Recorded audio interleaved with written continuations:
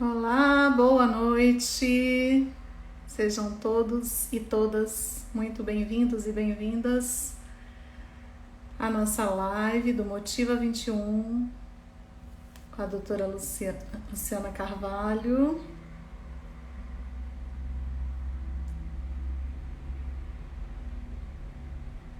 Vamos aguardar um minutinho, que eu acho que ela está chegando já.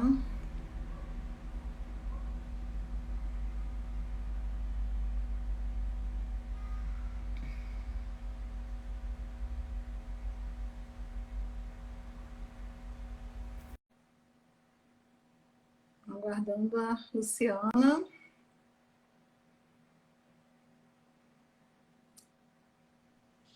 Olá!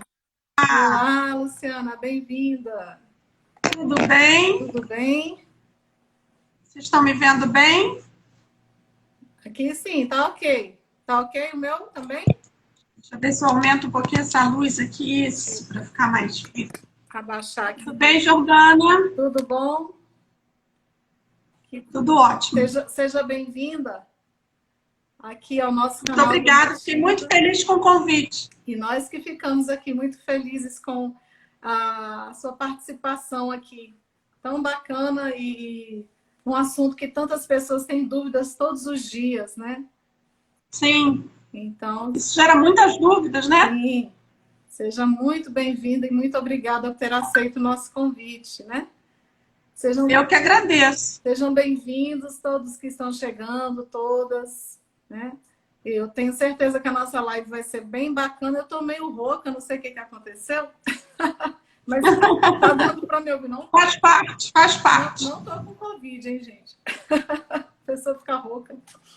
Bom, gente, a Luciana Carvalho Dias, ela é nutricionista, formada pela Universidade Gama Filho, né? É no Rio, né? A Gama Filho.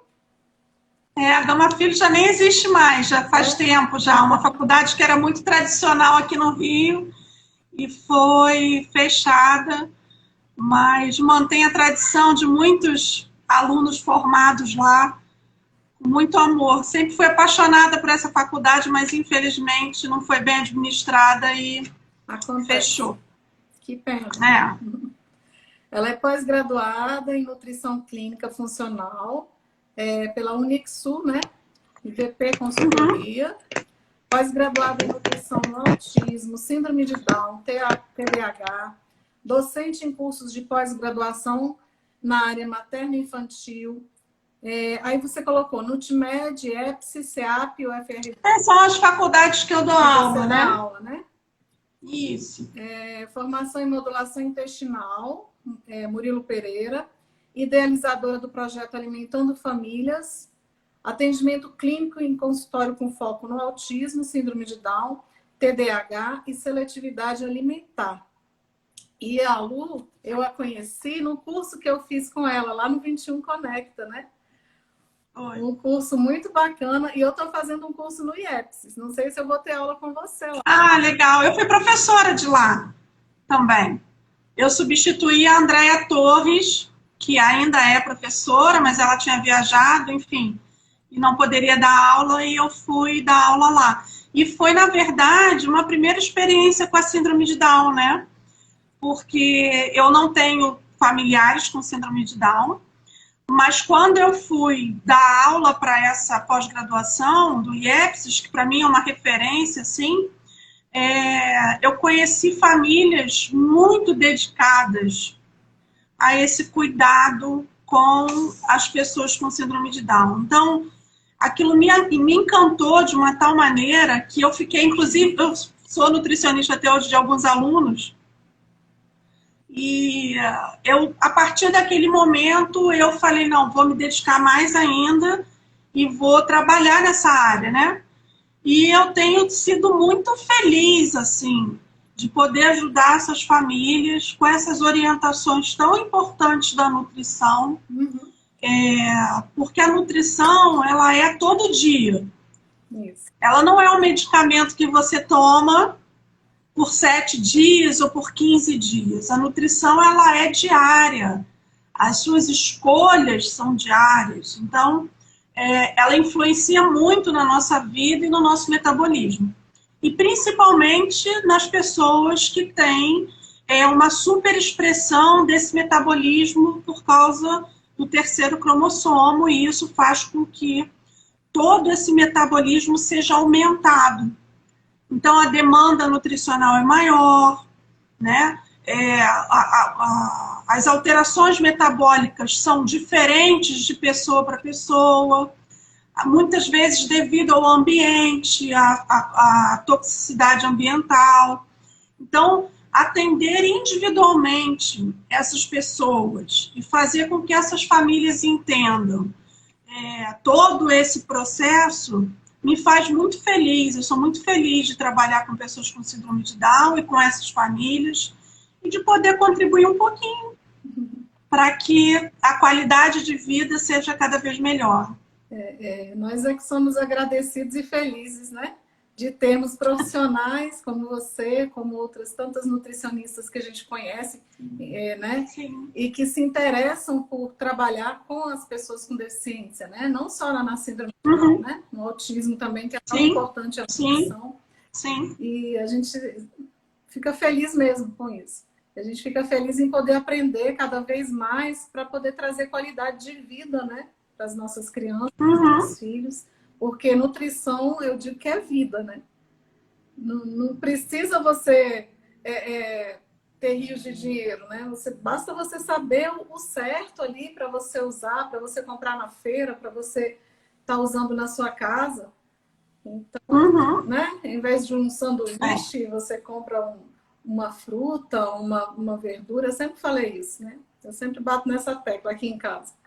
E a gente tem sido muito... Não, eu acho que o simples e o básico é o que vai nutrir você, né? O esporádico, o eventual, não vai trazer aquela nutrição. O cotidiano, a variedade, tá legal, né? Isso é que vai fazer com que você receba todos esses nutrientes que fazem parte desse metabolismo. Eu sempre falo que a síndrome de Down, ela precisa de um olhar muito atencioso das famílias para qualquer manifestação diferente, né? Se come alguma coisa que pode ter algum tipo de reação, o olhar da família é sempre aquele olhar que tem que ser bem cuidadoso. Porque cada pessoa com síndrome de Down tem um metabolismo diferente. Não existem pessoas iguais, né? Eu pego pacientes muito comprometidos e pego pacientes sem nada. Você fala, não, essa criança não tem nada. Aí você fala, meu Deus do céu, não tem nada aparentemente, mas metabolicamente a gente precisa continuar dando suporte. Mas não existe uma fórmula mágica para todos com síndrome de Down. Isso não existe. As pessoas com síndrome de Down têm manifestações muito individuais. Sim. Tá? Então, isso é muito importante que as famílias entendam. Não existe um protocolo único para todas as pessoas com síndrome de Down. Existe a avaliação individualizada, existe aquele profissional que vai ter um olhar para aquele metabolismo, para o exame bioquímico, para as manifestações clínicas, para o relato da mãe, que muitas vezes a gente faz um protocolo e aquela criança acaba respondendo de outra maneira. Então, o relato da mãe é muito importante. Olha, ele não dormiu, ele tomou o probiótico, como a gente recebeu uma pergunta aqui, e não se sentiu bem. Quer dizer, será que o probiótico é bom para todo mundo? A gente tem que avaliar caso a caso, né? Então, é isso que eu queria mesmo começar essa live, Jordana, com esse olhar individualizado. Não só do profissional, mas das famílias também. O seu filho é único. O seu filho vai ter manifestações genéticas também únicas, tá? Que podem ser numa escala menor ou numa escala maior, enfim, de acordo com a sua observação de sinais e sintomas, daquele diário ali que a gente passa com nossos filhos, é que você vai relatar isso para o profissional e o profissional vai tentar administrar o que for necessário individualmente. Essa observação das famílias eu acho que é muito importante, né? O TEL, por exemplo, o TEL, ele é suplementado, né? Então, a doutora Érica mudou a suplementação dele e ela incluiu o Nutrivene. E eu comecei a observar que não deu certo. Não deu, o Theo ficou nervoso, ficou chorão, ficou muito agitado. Então, a gente parou, tentou de novo, mesma coisa. Então, ou seja, o Nutrivene é maravilhoso? Mas para o Theo não deu.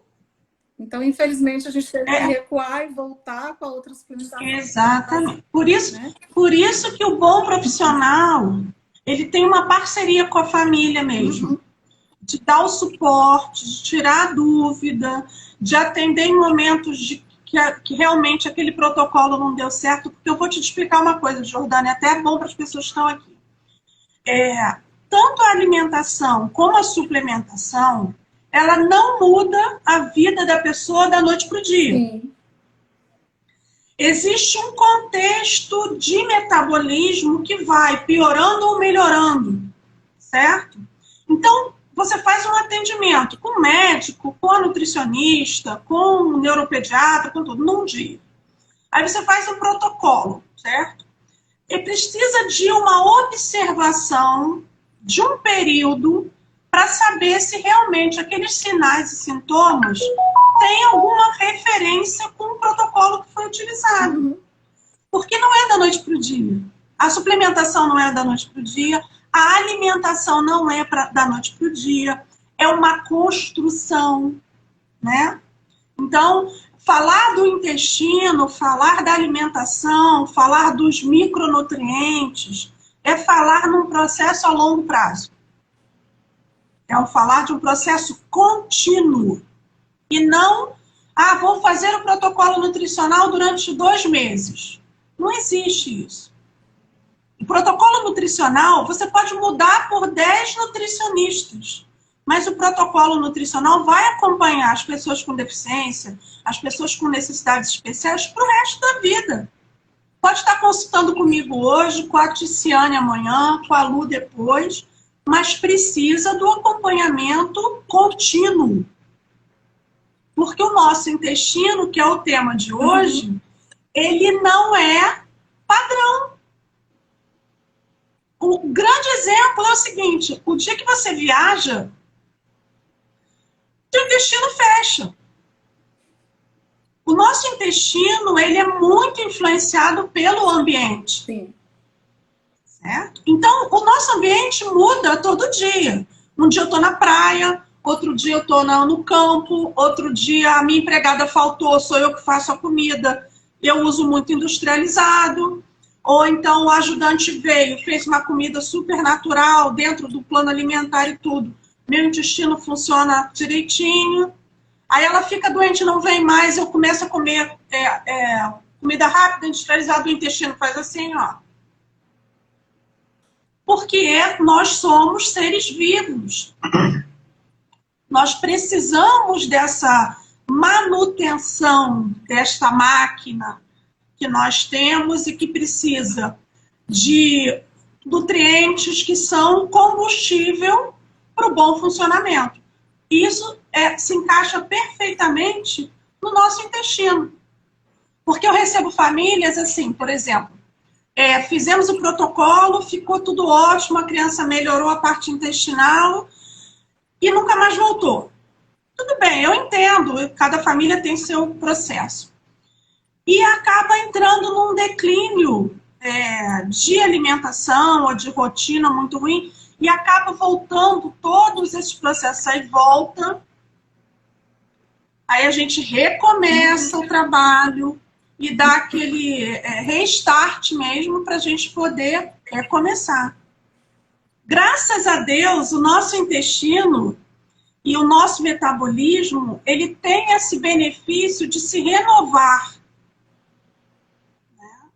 Porque se fosse assim, uma contínua degradação, seria muito ruim. A gente tem a oportunidade, a cada dia que a gente acorda, a gente tem a oportunidade de alimentar o nosso metabolismo e o nosso intestino de maneira correta. A gente acorda, a gente faz a escolha. Eu vou comer A ou vou comer B? Isso vai fazer bem ou isso vai fazer mal? É a escolha da família, quando as crianças são muito pequenas. É a escolha da faixa infantil, quando a mãe e a família fornecem informações para que ele faça boas escolhas. Na adolescência, a mesma coisa. Na fase adulta, a mesma coisa. E no envelhecimento, a mesma coisa. Tudo vai depender das nossas escolhas. Então, eu acho que o papel da nutrição é um pouco o papel de professora, sabe? A gente fica ensinando.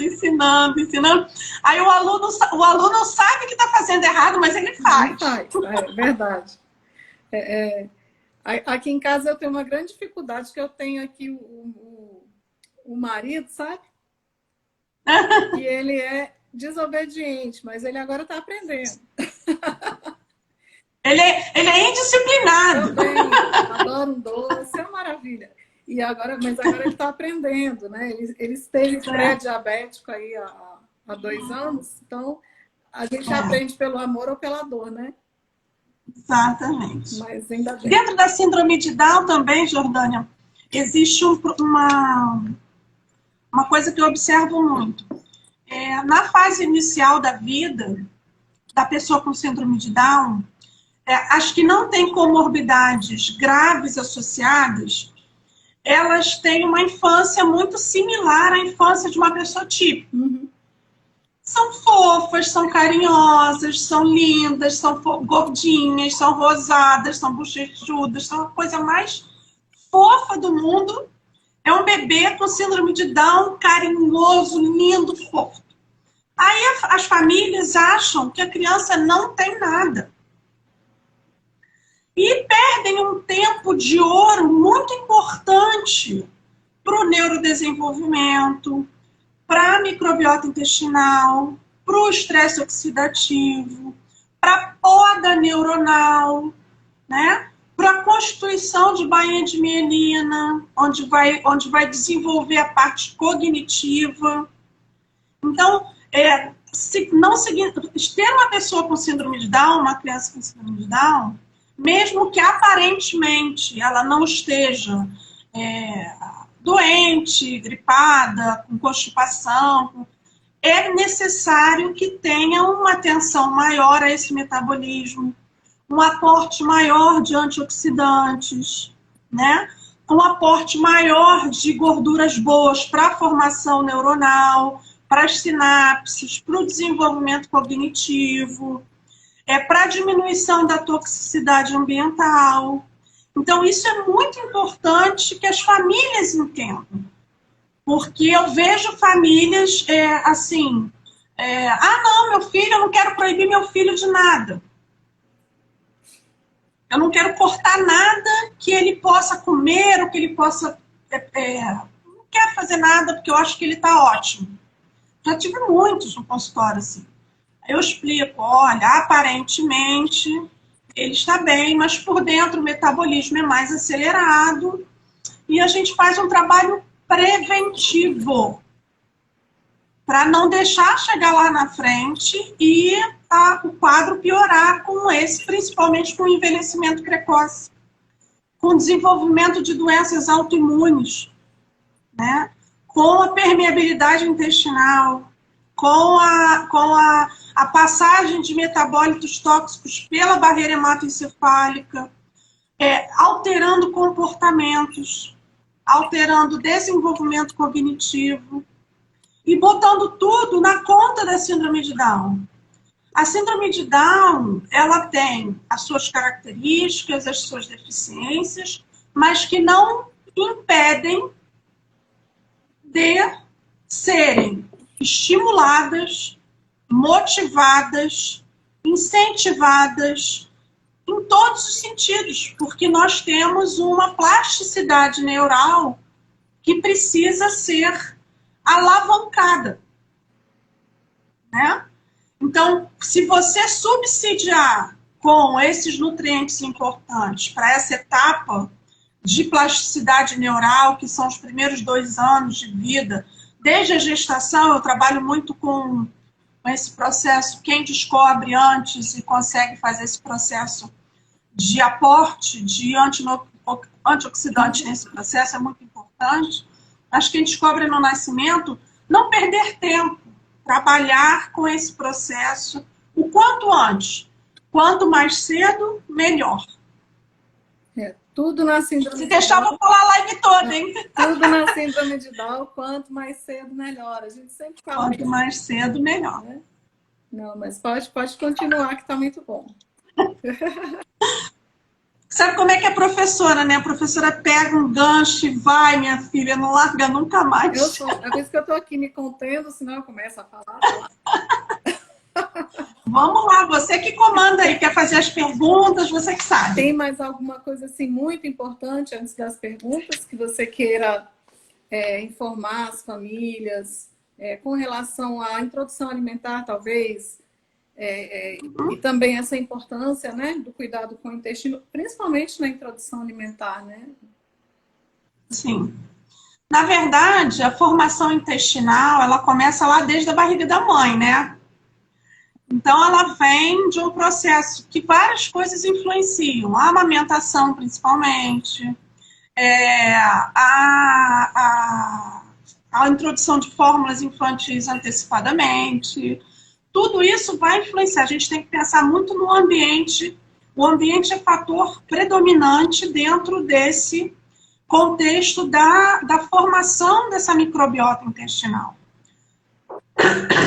Então, mesmo que as crianças venham em alguma fórmula infantil ou algum processo de... Você quer parar? Tem alguém chamando aqui na minha janela. Oi? Ah, não. Sim, alguém escreveu aí para mim, quanto antes melhor, mas nunca é tarde. Não, nunca é tarde. Nunca é tarde para começar, gente. Qualquer momento que vocês decidirem mudar a vida das pessoas com síndrome de Down, com esse aporte de antioxidante, com esse trabalho da microbiota intestinal, isso faz uma diferença enorme na qualidade de vida, né? Mesmo que não tenha tido tantas informações no início, é muito importante esse processo de constituição da mucosa intestinal, a retirada de proteínas alergênicas. A gente vai fazer uma série de perguntas aqui. São 7 perguntas que mandaram para a Jordana, mas a gente pode desenvolver ainda essas perguntas e desmembrar em outras explicações que são muito importantes, né? Falar da contaminação ambiental, dessa permeabilidade, onde a barreira intestinal ela é desconstruída e ela fica permeável, e a partir do momento que ela fica permeável, ela permite a passagem desses antígenos alimentares que não são reconhecidos pelo nosso sistema imunológico e causam uma reação, né? E a gente sabe que a gente tem o eixo intestino-cérebro muito forte, né? Os nervos são aferentes, eles levam muito de dentro do nosso intestino, através do nervo vago, para esse sistema nervoso central. E agora, estudos cada vez mais importantes. Ó, já estou aqui, Jordana, já estou explicando tudo. Eu estou resolvendo. Tem um ladrão na casa do meu vizinho, você acredita? Mentira! Eu não sei como ele entrou, a gente mora num condomínio. E aí, o que você quer fazer? Não, vamos continuar aqui, que a gente está ligando aqui no 190. Tranca as portas! Coloquei ele aqui dentro. Tranca tudo! Coloquei ele aqui dentro de casa, a gente Meu tá Deus! ligando.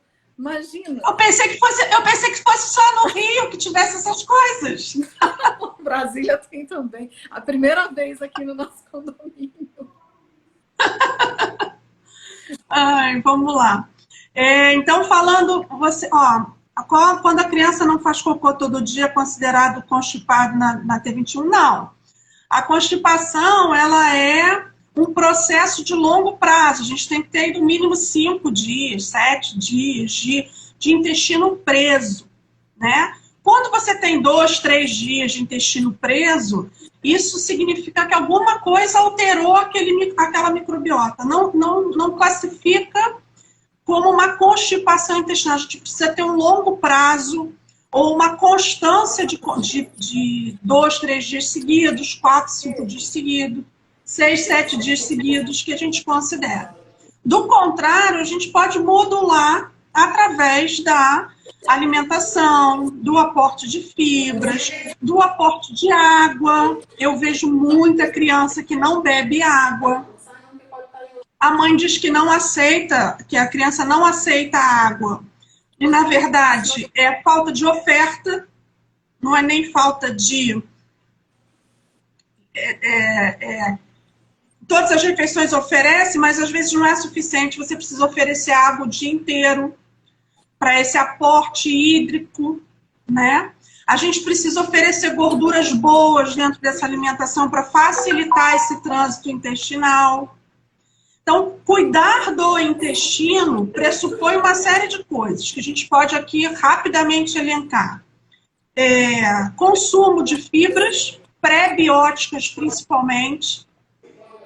A gente divide em pré-biótico ou probiótico. O pré-biótico é o alimento das bactérias boas. E de onde vem esse alimento?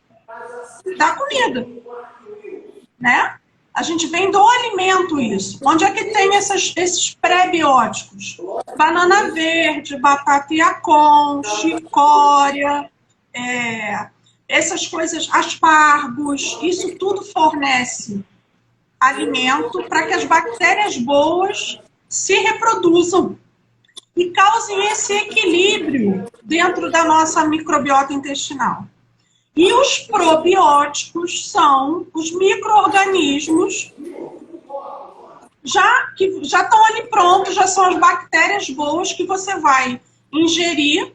E tem vários estudos que falam que não precisa ser um micro-organismo vivo, pode ser um micro-organismo já morto, né? Porque passa pelo trato gastrointestinal, pela acidez do estômago e tudo, mas ele também faz o efeito muito interessante. E a gente tenta fazer esse equilíbrio entre as bactérias boas e as bactérias ruins. Esse equilíbrio é fundamental, porque você não precisa ter só as boas, nem você pode ter só as ruins. O que é a desbiose intestinal dentro desse contexto da microbiota? É uma quantidade maior de micro-organismos patogênicos que podem causar algum tipo de alteração através da sua própria produção, né? Nós vivemos em harmonia dentro desses com esses micro-organismos, com as bactérias, com os fungos. Nós vivemos com eles. A gente não pode abrir mão. Por isso que quando a gente toma muito antibiótico, a gente acaba com tudo. Acaba com ruim, acaba com bom. E causa esse desequilíbrio na nossa microbiota intestinal. E nós precisamos dos metabólitos para que exista um equilíbrio e não deixe parecer e não deixe acontecer essa permeabilidade intestinal, onde pode afetar diretamente esse eixo intestino-cérebro. Né? Não sei, Jordana, tá nervosa, Gi?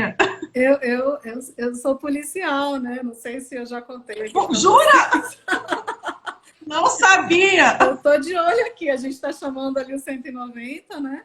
Eu tô de olho, se entrar aqui em casa não vai dar certo. Mas não vai entrar que a casa tá toda trancada, graças a Deus. Não, tranca tudo. Você quer parar? A gente faz outro dia, não, você fica à vontade. Vamos continuar, a gente já chamou a polícia já. A gente já avisou aqui também. Vamos esperar chegar. Ele deve ter pulado o muro lá para o outro lado já. Você começou... alguém está perguntando aqui. Vamos, deixa eu só responder essa pergunta aqui. Projeto Hora de Nutrir. 2 aninhos com via oral somente pastoso. Água só na colher. O que você achou do espessante? não gosto do espessante. Porém, o espessante muitas vezes se faz necessário para algumas pessoas, ou alguns bebês com síndrome de Down, que tem realmente esse problema de refluxo, tá? O que eu gosto muito de fazer é fracionar as quantidades oferecidas. Eu vejo muita mãe dando uma quantidade exacerbada ou da fórmula, ou de alimentação mesmo. Às vezes crianças com 7, 8 meses precisam de 5 ou 6 colheres de sopa. Eu vejo pratos muito grandes e uma expectativa de consumo muito grande. E na síndrome de Down existe a hipotonia muscular, que dificulta esse processo de digestão. Existe a deficiência enzimática também, que também dificulta esse processo de digestão. Então, as quantidades precisam ser mais fracionadas para poder diminuir essa pressão que tem aqui no esfíncter pilórico, onde faz essas problemas, muitas vezes, de engasgo, de refluxo, né? Mas isso tem que ser avaliado em cada caso, né? O espessante é uma ferramenta que a gente pode utilizar caso seja necessário. Mas o que eu vejo é que muitas mães ficam muito tempo no espessante com medo da criança engasgar ou com medo da criança passar por refluxo, e ficam dependentes daquele espessante que não tem valor nutricional adequado, né? E não conseguem evoluir nesse processo. Tem refluxo e não mastiga, é isso.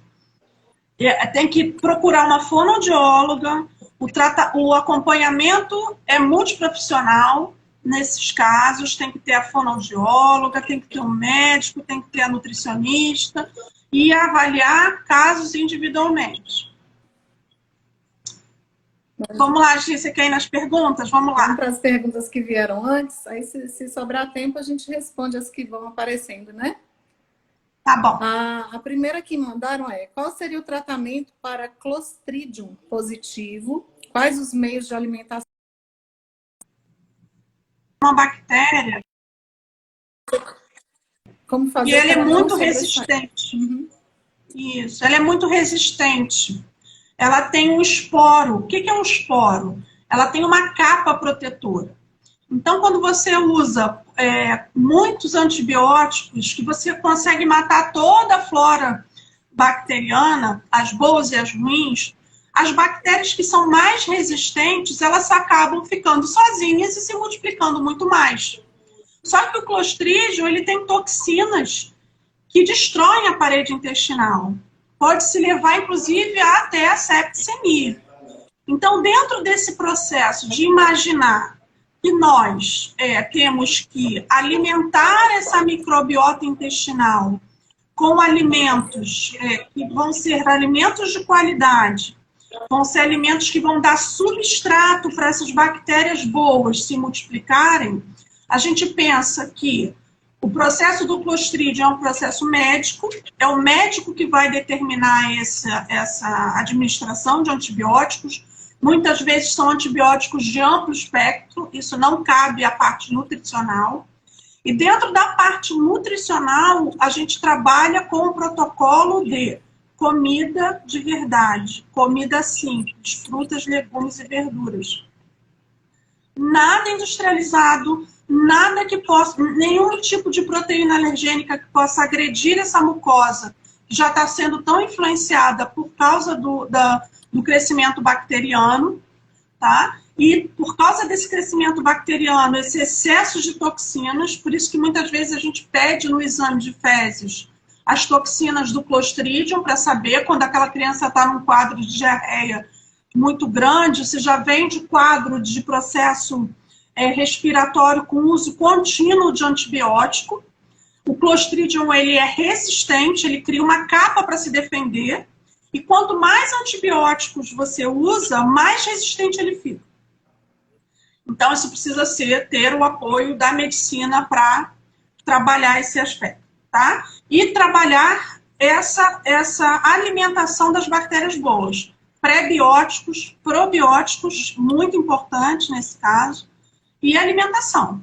limpa, alimentação limpa, legumes, frutas e verduras, limpa, tá? Tem uma outra pergunta aí. Isso. Como funciona a absorção das enzimas digestivas e como observar a consistência das fezes, né? Qual a ideal? A gente vê muito relato de mães que falam que os filhos fazem, as fezes saem muito mole durante dias e dias e não consomem glúten nem proteína do leite, né? Então, o que acontece com o processo enzimático? A superexpressão dos genes alteram algumas, o metabolismo de produção de algumas enzimas. Mas também existem alguns processos que nós usamos no dia a dia que também interferem, como o uso de omeprazol para o refluxo. A gente diminui o pH ácido do estômago, que influencia na produção das enzimas digestivas. Então, tem todo um processo onde o nosso organismo precisa estar equilibrado, com pH ácido ou pH básico, para que essas enzimas funcionem. Quando a gente altera através de um medicamento e tudo, a gente já piora. E quando tem a alteração da superexpressão dos genes, diminuindo a produção de algumas enzimas, esse processo digestivo fica comprometido, tá? Então, existem alguns protocolos que precisam ser avaliados individualmente, onde são prescritas enzimas para facilitar esse processo. Não existe absorção das enzimas, existe atuação das enzimas. As enzimas atuam, você ingere as enzimas. Como você não está produzindo adequadamente, você toma ela externamente. Então, você administra as enzimas e as enzimas fazem esse efeito dentro do bolo alimentar. Qual é o efeito das enzimas? É a quebra molecular. Ela quebra como se fosse um colar de pérolas. Ela quebra em pérolas menores. É uma ação enzimática dentro do nosso organismo que vai quebrando em pedaços menores. Porque dentro da microbiota intestinal, a gente não pode ter pedaços grandes. A nossa digestão começa na boca. Então, a gente tem enzimas na boca que quebram proteínas, lipídios e carboidratos. A gente tem enzimas na boca, a gente tem enzimas no estômago, a gente tem enzimas que vão fazer toda a parte, dependendo do pH, da alcalinidade ou da acidez, e elas vão atuando, quebrando em moléculas menores. Certo? Então, o efeito da enzima não é a absorção, ela não precisa ser absorvida, ela precisa ser efetivo, ela precisa realmente quebrar em moléculas menores para poder ser absorvida as moléculas de carboidrato, de proteína e de lipídio, tá? Com relação à consistência das fezes, eu quero deixar bem claro o seguinte, lógico que se você tirar as proteínas alergênicas, como o glúten e a caseína, melhora o processo de digestão, porque elas alteram o pH, elas alteram a permeabilidade intestinal. Mas não é só isso que interfere no intestino, tá? O que interfere no intestino muitas vezes são a desbiose intestinal. Se você tiver bactérias gram-negativas em maior quantidade, você fermenta muito mais as moléculas. Então, a partir do momento da fermentação, você acaba alterando aquele processo de evacuação. Então, por exemplo, eu tenho pacientes que a gente tira as leguminosas, faz a dieta de food maps, que são as dietas que diminuem esses processos fermentativos. Aí a criança já melhora. Não existe isso, tirei o glúten, a caseína, o intestino dela vai funcionar 100% para sempre. Não é isso. Existem muitas outras coisas que podem alterar o intestino, como o uso de antibiótico, como a ingestão de alimentos industrializados, como as toxinas ambientais. Tudo isso pode influenciar no nosso intestino, tá? Com relação às fezes, existe uma escala, que é a escala de Bristol, que essa escala de Bristol vai de 1 a 7, e do 1 é quando você está realmente com as fezes muito ressecadas, e a 7 é quando você está com as fezes muito aquosas, e o ideal é você ficar entre o 3 e o 4. Se vocês quiserem procurar isso na internet, bota lá, escala de Bristol, que vocês vão ver. O ideal, gente, é o cocô bananinha. É um cocô que é do tamanho de uma banana. E ele tem que ser um cocô onde não tem grumos, onde não tem vilosidades, onde ele não tem alterações. É como se fosse realmente uma bananinha. Tá? Então é importante que tenha uma consistência única, que tenha uma coloração marrom escura, que tenha menos gases, porque às vezes o volume do cocô é muito grande porque está cheio de gases por dentro. Tá? Então tem que ver o volume, tem que ver o odor, tem que ver o tamanho, se tá. Eu vejo muita gente com cocô cabrito e só toma suco, só toma mate, só toma refrigerante. Aí não adianta. Tem que tomar água, tem que beber água, tá? Porque senão isso não vai adiantar nunca. Aí você toma probiótico, você toma PEG 4000, você toma isso, mas não bebe água. Aí, minha filha, é só santo. Só Jesus da causa. Eu vou colocar depois a escala lá no Motiva. Eu vou colocar um post lá. Bota, que é importante. Tem que ficar entre 3 e 4 e ali você vai coordenando. Não significa que você tem que estar em 3 e 4 a vida inteira. Porque vai ter um dia que você vai comer uma porcaria, que você vai comer alguma coisa. Aí você vai circular, mas o ideal é aquele meio ali. Com certeza a gente vai numa festa, a gente come na casa de um amigo, na casa de... Alguma coisa ali pode alterar aquela microbiota. Mas para ter autorização, confirmação de que a tua microbiota está alterada, você tem que ter uma sequência de alterações. Ou diarreia direto e constipação, ou constipação durante um período muito longo, sabe? Se você tiver uma diarreia um dia, não significa que o mundo acabou. Significa que você comeu alguma porcaria. Isso faz parte desse mundo. A Deb do Gastro for All, que é um projeto bem bacana, a Deb diz que lá no grupo tem a escala. Eu vou procurar lá, Deb, para colocar aqui para todo mundo também, então. Eu acho bem importante. Tá, eu posso passar para você também.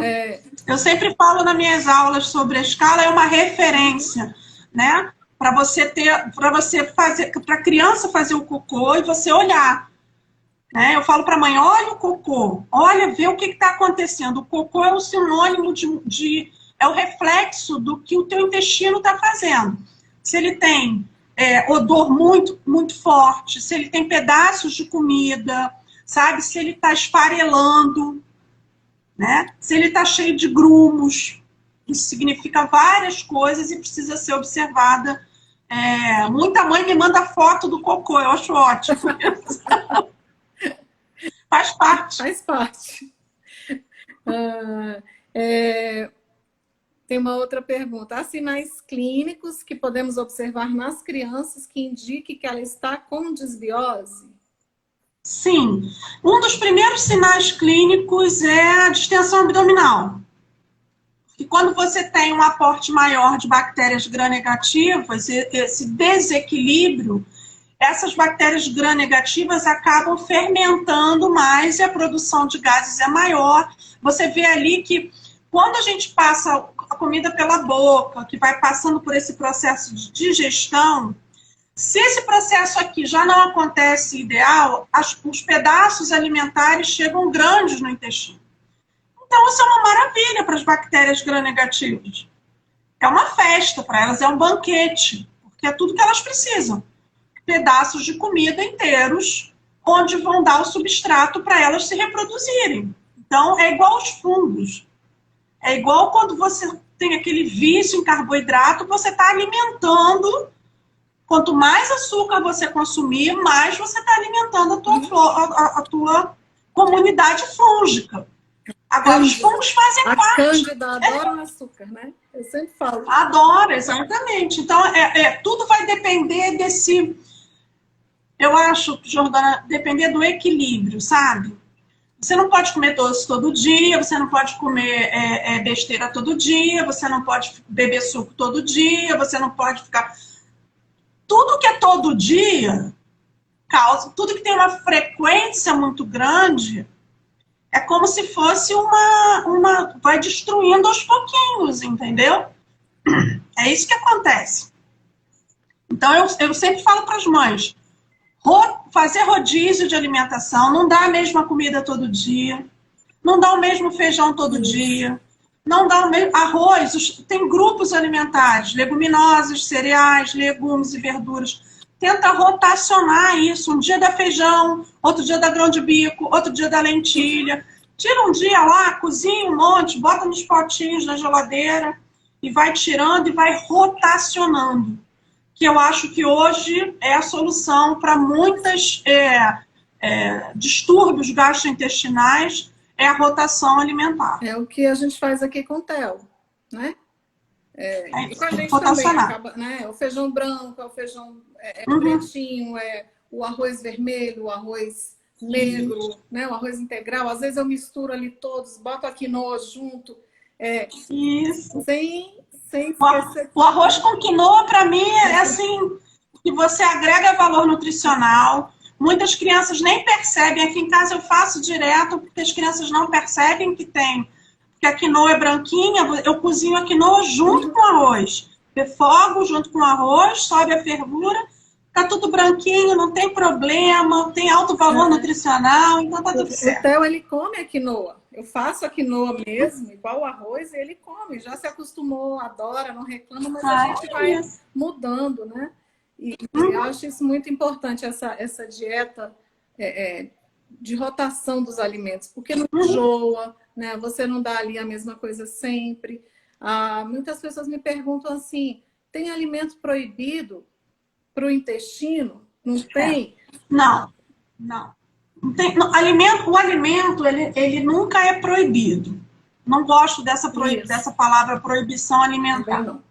Eu acho que o que é muito prejudicial é a repetição, tá? A frequência, tá? Eventualmente, se você comer uma porcaria, o teu organismo vai conseguir metabolizar aquilo, vai conseguir trabalhar. O que você não pode é dentro da síndrome de Down, que já tem uma predisposição ao processo inflamatório, ao processo de detoxificação ruim, porque a gente tem processo fase 1 e fase 2, que são assim diminuídos, né, dentro do processo da síndrome de Down. Então, quando a gente tem uma preferência, assim, por exemplo, eu quero cuidar do meu filho, que ele não passe por nenhum tipo de processo que vá desgastar e que vá aumentar o estresse oxidativo dele. Então, eu não vou oferecer coisas que possam piorar esse metabolismo. Então, as famílias têm que pensar muito bem nessas escolhas, porque a escolha alimentar pode estar aumentando esse estresse oxidativo, né? E isso porque se você... Depois tem o meu curso lá no 21 Conecta, você vê que em todos os sistemas tem algum tipo de alteração, porque a superexpressão gênica, ela interfere realmente no nosso funcionamento, na nossa máquina. É como se tivesse informações, você tem muito mais informações do que você realmente precisa. Então, essas informações a mais geram um maior desgaste, geram um processo inflamatório muito grande. Então, quando eu penso nisso, eu passo para as famílias, será que precisa comer uma coisa aqui, comer uma coisa ali? Será que é preciso? Será que essa criança ou que essa pessoa com síndrome de Down, se não comer determinadas coisas, vai sentir tanta falta? Tem tanta coisa positiva na nossa alimentação para que possa substituir. Eu acho que vai muito do sabor da família, sabe? Isso é ruim, isso é bom. As crianças não têm isso, as crianças vão aprendendo, o paladar você vai construindo, né? O mundo já vai... Se dentro de casa você fizer o melhor, vocês podem ter certeza que o mundo vai oferecer o pior. Então, façam dentro de casa o melhor. Isso. E pelo menos vocês garantem a base. Isso. E vai ter um amiguinho na escola que vai oferecer uma bala, vai ter um tio chato que vai dar um doce. O mundo já vai ser responsável por essas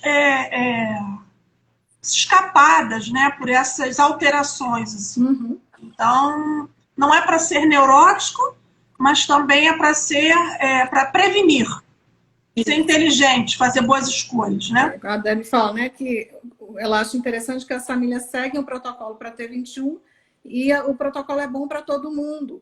E essa mudança, ela acontece, ela acaba acontecendo, né? Ela acaba acontecendo. Quando você começa a fazer uma alimentação saudável para o seu filho com síndrome de Down, você acaba, peraí, não, vou comer isso também, né? Faz bem para todo mundo. Porque... Mas eu acho que faz bem para todo mundo. Mas quando a gente pensa assim, faz bem para mim, mas para o meu filho, ele tem um ganho tão grande que eu não vou abrir mão por uma besteira para ele. Eu não vou abrir mão de uma proteína alergênica para ele, porque eu quero o melhor para ele. Se eu sei que aquela alimentação vai fazer mal para esse metabolismo, eu não vou querer dar. Né? Então, o pensamento é, por que eu vou dar? Será que tem essa necessidade? Então, a gente se pergunta. Né? Tem uma mãe aqui que falou que dá... Mucilon, farinha... Quinoa pode oferecer... Mucilon, farinha láctea e leite Aptamil 3. Vou dando isso para o café da manhã dele.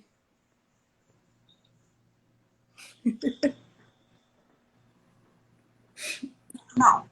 Tem que procurar uma nutricionista, pode ser qualquer outra. Tem muitas nutricionistas boas por aí, gente. Tem a Lu, tem a Tice, tem a Jordana, já marcou live com todas. Procura uma nutricionista especializada em síndrome de Down para poder conversar sobre as substituições que são tão gostosas quanto.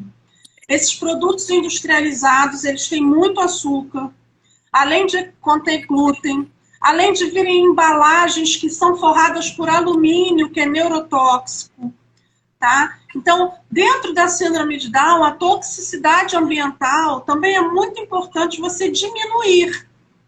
Você não vai conseguir tirar tudo, mas você vai diminuir esse aporte da toxicidade.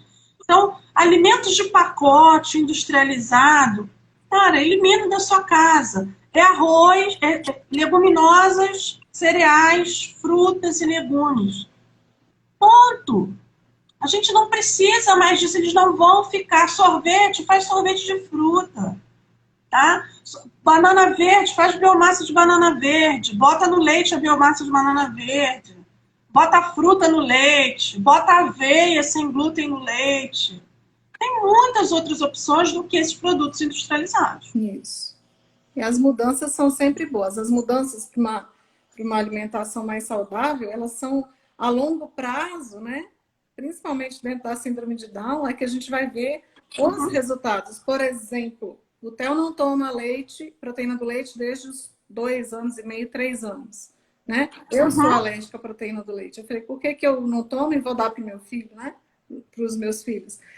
E o Theo nunca teve uma pneumonia, ele não tem doenças respiratórias. Aqui em casa a gente não sabe o que é antibiótico. E eu alio, né?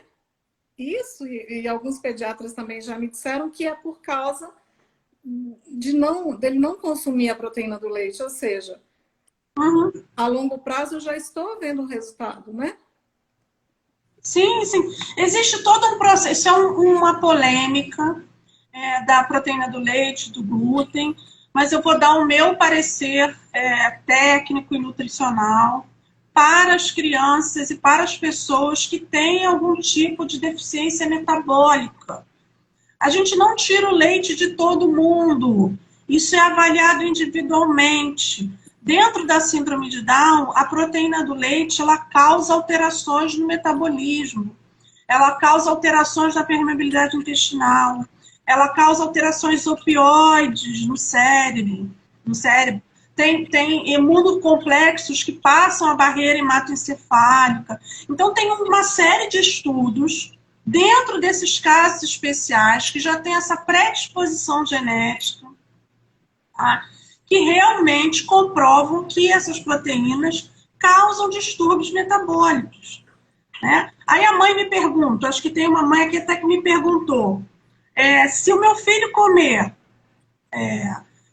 se não for mediado, existem duas coisas também. Existe a alergia mediada por IgE, que é aquela alergia imediata. A pessoa come, ficou toda empolada, fechou a boca. Aquela é mediada por IgE, é imediata. E existe a intolerância alimentar, porque essa intolerância alimentar é de longo prazo. São manifestações clínicas que você vai observando, como má digestão, refluxo, constipação intestinal, a criança não dorme direito, ou a criança fica viciada às vezes na mamadeira, né? Isso tudo fica dependente da mamadeira. Vejo muita criança com pediachuria, porque está não utiliza nem a tabela de crescimento específico para síndrome de Down, aí acho que a criança está abaixo do peso, aí mete um pediachuria, quer dizer, aquele cheio de açúcar, todo esse comprometimento. Então, procurem profissionais para avaliar individualmente seus filhos. Tá? Esse é o mais importante, para saber como essa manifestação metabólica da superexpressão dos genes está alterando o metabolismo individual do paciente. Tá? Então, tem crianças que passam o primeiro ano no Aptamil e não aparece nada. Aí a gente fala, tudo bem, ele não tem alergia à proteína do leite de vaca, tudo bem, mas o consumo contínuo da proteína do leite de vaca pode acarretar lá na frente uma série de alterações metabólicas. Então, vamos começar a prevenir, né, essa predisposição genética à inflamação. Aí a decisão eu deixo bem com a família.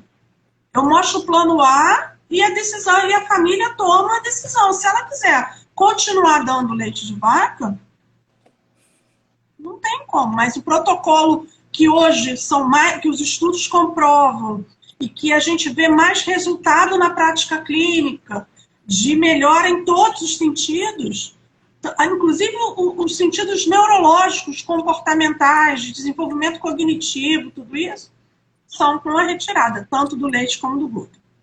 Lu, nosso tempo está acabando. Que pena, por mim ficava aqui falando. Gente, a gente vai ter uma segunda parte da live com a Lu. Sim. Para a gente falar sobre a obesidade na síndrome de Down, que vai ser dia 4 de março, se eu não me engano. Né?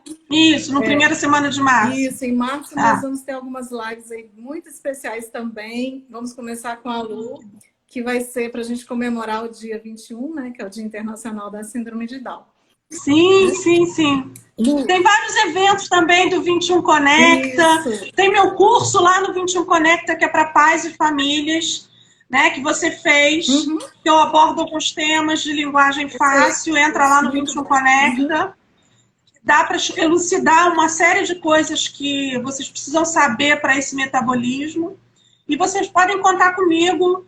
Jordana, pode contar comigo para o que você precisar. E quanto mais informação a gente der para as famílias, melhor. Isso, nosso intuito aqui é esse. Gente, muito obrigada a vocês. Desculpem pelos imprevistos, imagina, um assalto. Que nada. Eu falei muito, Jordana, pode ficar tranquila. Nossa, a polícia já está lá na casa do meu vizinho, né? E as coisas que acontecem nas lives, né? Ainda bem que não foi coisa pior, graças a Deus, né? Não, mas tá bem. Muito obrigada mesmo, Lu. E dia 4 a gente está de volta. Gente, quem quiser procurar a Lu, tá bom. O contato dela, o Instagram tá marcado lá no Motiva. Isso. Entra lá, e o que eu puder ajudar, eu tô aí para ajudar vocês, isso. Tá bom? Gratidão, Lu. Um beijo para todo mundo. Beijo enorme. Se cuida aí. Fica com Deus. Com Deus. Beijo grande. Tchau.